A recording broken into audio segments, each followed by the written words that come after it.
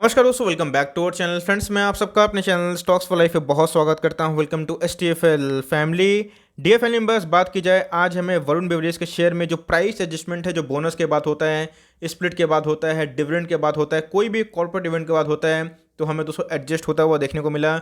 जी हाँ दोस्तों, आपके पोर्टफोलियो में काफ़ी नेगेटिविटी आज देखने को मिली होगी, लेकिन उससे डरना नहीं है, बिकॉज ये होता है अक्सर। और इसी बीच में दोस्तों हमें बोनस के जो शेयर्स है वो कब मिलेंगे, और साथ ही साथ हमें चार्ट्स पे कंडीशन क्या इमर्ज हो रहा है। बिकॉज इसके पहले बात की जाए, वरुण बेवरेज काफ़ी महंगा हो चुका था, 1150 के आसपास अपना ऑल टाइम हाई लगाया। इसी बीच में प्राइस एडजस्ट हो गया, तो क्या इधर पे पंप एंड डंप होगा, जैसा कि अक्सर होता है। तो इसी बीच में दोस्तों माल खरा सोना है। मैं बताऊंगा कि आगे रणनीति क्या होगी, लेकिन उससे पहले जो आपके डाउट्स हैं कि कब तक आएंगे शेयर्स डीमैट में, वो क्लियर करूंगा। उसके साथ साथ हमें एमओएस लेवल पता करना है, मार्जिन ऑफ सेफ्टी लेवल और super MOS. Because Varun beverage की बात की जाए तो आने वाले कल में जैसे ही अनलॉकिंग की फेज स्टार्ट होंगी, वैसे ही दोस्तों शेयर्स में तेजी हमें देखने को मिलेगी। क्योंकि आपको पता है कि बेवरेज की बात की जाए तो मोनोपोली क्रिएट करती है, पेप्सिको के सारे प्रोडक्ट्स इन्हीं के देखने को मिलते हैं, तो माल अपने में आप में ही खरा सोना है। तो हमें आगे की रणनीति सेट क्या करनी है आफ्टर द बोनस, वो डिस्कस करेंगे। बहुत कुछ सीखने को मिलेगा।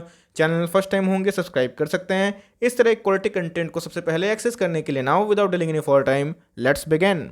इस बात की जाए वरुण बेवरेज की, आपको पता है दोस्तों कि जैसे बताया कि एक मोनोपोली बिजनेस में काम करती है। आज हमें 3% की तेजी देखने को मिली।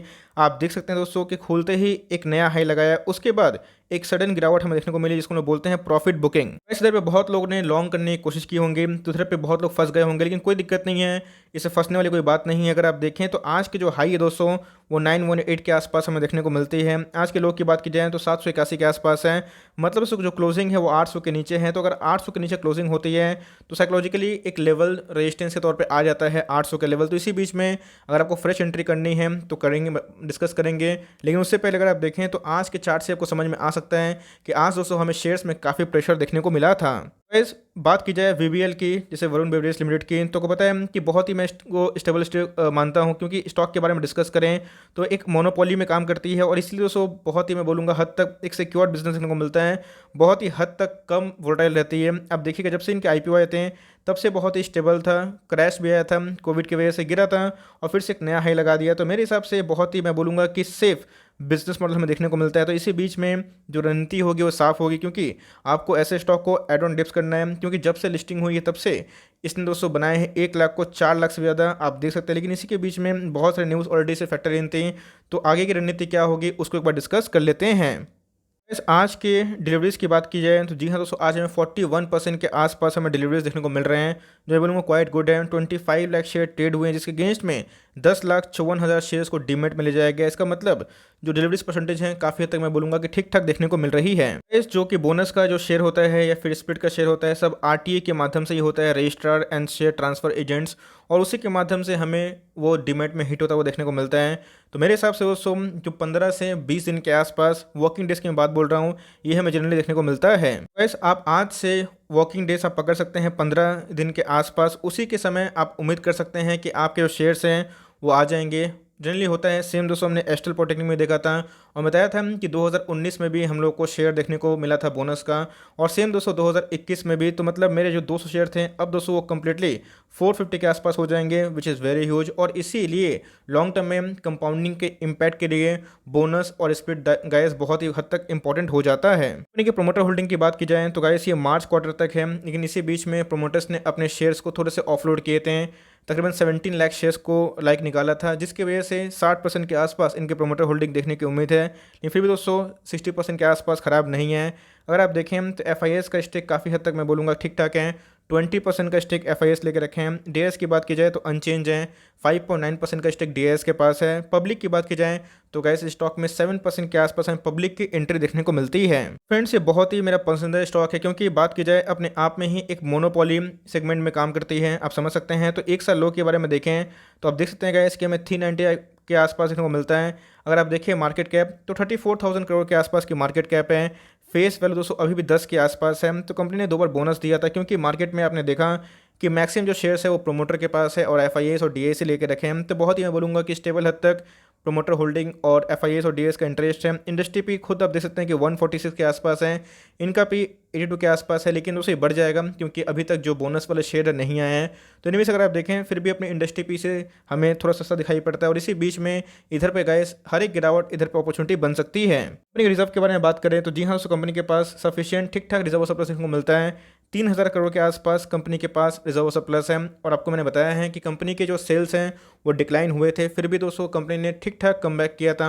और बताया कोरोना वायरस की वजह से बहुत लोग ऐसे हैं जो बाहर खाना, बाहर के जो कोल्ड ड्रिंक्स है, बेवरेज है, उसको कंज्यूम नहीं कर रहे थे, लेकिन जैसे जैसे सेंटीमेंट चेंज हो रहे हैं, लॉकडाउन के जो फेस है वो अनलॉक के फेस में कन्वर्ट हो रहे हैं, तो वैसे वैसे हमें सारे शेयर्स में तेज़ी देखने को मिल रही है। इसी बीच में आपने देखा कि बजाज फाइनेंस हो गए, बहुत सारे स्टॉक्स ने ऑल टाइम हाई लगाया, टूरिज्म वाले स्टॉक्स भागेंगे।